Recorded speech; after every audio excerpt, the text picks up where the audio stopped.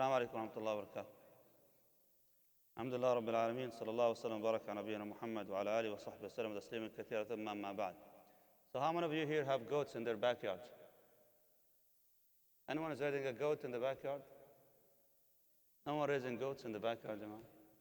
So you go by the city code? Alhamdulillah. I know they're debating chicken right now actually in the city council, but that's a different story. When it comes to owning a goat, what benefit can you get out of a goat anyway? Just feed the grass, become the lawn mower, Johnny, for you? What benefit can you get from that? Now, of course, it's not to encourage people to go and buy goats and put in the backyard now. But let's see, what else can people get out of, ways of earning good deeds? Similar to that. In this hadith, Abdullah ibn Amr ibn al-As radiallahu ta'ala anhu warḍah, قال رسول الله صلى الله عليه وسلم 40 خصلة. Like, there are 40 kinds of virtues. And when the Prophet says 40 in the Arabic language, or 70, 40 or 70 in the Arabic language, this is basically like not necessarily the actual figure 40. It's like a lot. When you say 70, like this, like so much. And 40 is a lot. So 40 is a lot, 70 is so much. Here the Prophet says, there's a lot of good deed thing you can do. And one of them he said, sallallahu alaihi wasallam, قال أعلاها منيحة العنز. Like one of the top ones, he said to lend a goat for someone. To lend a goat for somebody. I mean, lending a goat for someone for what? The Arabic language, manihatul anz, the word manihatul anz, specifically about giving someone a goat for the milk. So they can milk it and then use the milk basically for the nutrition, for food, for whatever that you use it for. Now obviously we expect that a person has multiple goats, that he has excess and extra, and then your neighbor might not have that, subhanAllah, that access to this kind of nutrition. So you give him one. Says, you know what, why don't you keep it with you? Throughout the month of Ramadan, inshallah ta'ala. And after Ramadan, bring it back. So what do you do in this case? The person who receives it is responsible to feed it. Responsible to feed it, to maintain it, to take care of it. Not to prepare it for Eid al-Adha, for yourself. No, but basically you take care of it while you're benefiting from the milk based on the agreement. It's basically, I'll give it to you until you're done. SubhanAllah. Are you getting anything in terms of cash for this? You're not asking for money in return. You're asking for reward. I'm doing it for the sake of Allah Azza wa Jalla. The Prophet ﷺ says, this is basically one of the top. Okay, what could be similar to this in our time right now? Forget about the anz, forget about the goat. What else? Car. Alhamdulillah, you have 2-3 cars. Your neighbor's car broke. Maybe they have guests coming from somewhere else, and you have a van, mashallah. So can I just, borrow your van, if you don't mind, just for the weekend, because I have my relatives coming and so and so. So sure, bismillah. Here's my car, here's my van. No, I don't need your car. Just take the van, because I have another car, inshallah. So you use the van during that time. I mean, obviously it's expected if you're taking your relatives, on the weekends, what do they expect you drive the van? Where would you drive the van, yani? You don't go to California and come back and say, Jazakallah khair, that was an awesome, alhamdulillah. No, that's not fair. We expect you to use the van around the area, the same area, right? Also, if you're going to be using the van, you're going to have to take care of it, in the most reasonable way. Like keeping it clean, wash it after you're done, fill gas the same amount that was there in there and so on. We don't expect to change the oil and change the tires and then maybe just a full body shop for it. No, you don't have to do that. You simply just to maintain it in a way to show appreciation and bring it back again. Okay, here's a question. Someone might say, Sheikh, if I borrow someone's goat for the milk, and then that goat dies, who's responsible for it? What do you guys think? Huh? Who's responsible for that goat right now? I guess it depends on why it died, right? If it died because of a tafrit, negligence on your part, in this case you're responsible for it financially. You're going to have to pay him the amount of the value of that goat. But if it died out of your power, let's say, subhanAllah, flash flood happened, or maybe just a natural disease or whatever that is, that's not on your power, in your hand, you're not responsible for that. That is the same thing with the car. If la qaddar Allah, the car broke and it's out of your hand, in this case, the owner is responsible for the repair. But if it was a flat tire or maybe, an accident, la qaddar Allah, and you're responsible for that accident, then you're responsible for the repair.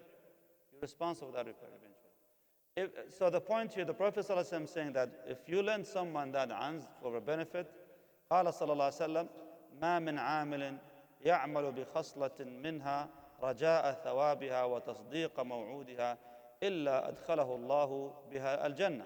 The Prophet ﷺ speaking of these 40 good deeds. And one of them, he said, the top of them is just lending someone your goat for the milk. He said, sallallahu alaihi wasallam, about these 40 deeds, he who practices any of these virtues, expecting its reward and relying on the verity of the promise made for it from Allah subhanahu wa ta'ala, shall enter Jannah. Means if you truly look for these 40 virtues and try to practice as many as you can, and then you're doing this for the sake of Allah subhanahu wa ta'ala, relying on Allah azza wa jal, believing in the reward from Allah subhanahu wa ta'ala, and the promise Allah made that He will give you Jannah, Allah will get you Jannah. So, a lot of these good deeds, if you notice, and then I mentioned the hadith, by the way, because you might ask, the Prophet ﷺ mentioned them? No, he didn't mention them in one hadith, in one after the other one. But he mentioned them in many, many other ahadith. Through, of course, the time the Prophet ﷺ delivering the da'wah, he gave you so many opportunities.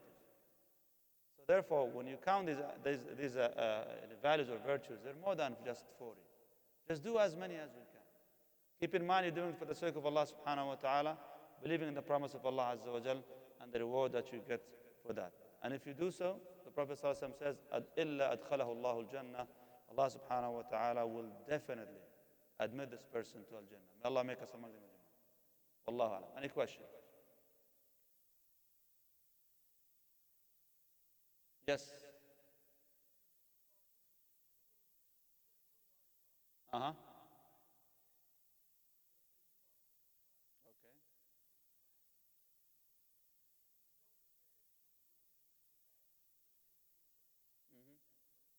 Of course, absolutely. If you're driving the car and you get a flat tire, if you repair that flat tire from your own pocket, do you get reward for that? Absolutely, you get reward for that. Now, honestly, it depends. If the tire was already actually bad, and then it just, went really bad and just had a flat tire, the owner is responsible to repair it. But if you do that as courtesy from your side, alhamdulillah, jazakallah khair. Now, what if someone expects reward in return for that charity? Like someone comes to you, brother, can I borrow your van? My parents are coming this weekend, inshallah, just need extra space and so on and so on. Said, sure, here you go, take the van. Then at the end of the weekend, he comes back, jazakallah khair, thank you very much. And then he said, okay, that's it, thank you. So if you were expecting reward in return of that, that's no longer an act of charity. That's now, basically, it's rental. And when this person asked you to borrow the car, he didn't ask you to borrow the car to give you anything in return. But if he offered on his own, can you take it? Let's say after the whole deal is done, you lend him the car, he used it, alhamdulillah rabbil alameen, it was an awesome experience. He washed the car, full with gas, bring it back to you, says, jazakallah khair, thank you very much, here's $100 gift card. Should you take it? Can you take it, first of all? Are you allowed to take it? Ya Jama'ah. Would that be considered riba? Is that riba? No, it's not riba. But is that haram? Absolutely not. Now the question, should you take it? Ya Jama'ah. I didn't ask for it, he's offering it on his own. Should I take it? Huh? How many people would take it? Let me see. How many people would take it? Raise your hand. Oh my God. How many people say, no, give it to the masjid? Tricky question, right? Okay. Well, if you take it, you have sunnah of Umar ibn Khattab radiallahu ta'ala. He came to the Prophet sallallahu alaihi wasallam. One day the Prophet, he said, where are you? I was trying to give you your ata, your allowance. قال يا رسول الله, I don't want that.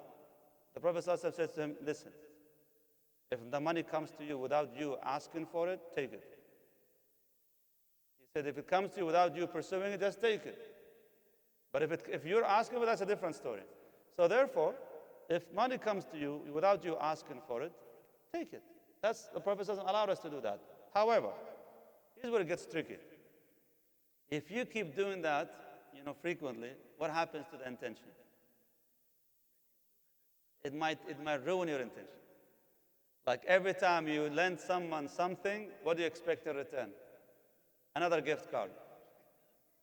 And then when the next time someone brings it back to you without gift card, you feel sour. You feel bad and terrible. And when someone else comes after this to borrow something for you, what do you say? No, I don't have it.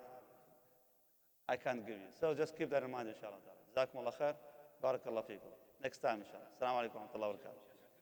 Just a quick announcement, inshallah. Quick announcement, Jama'ah. This coming Friday, inshallah ta'ala, after Salat al-Asr, there's a special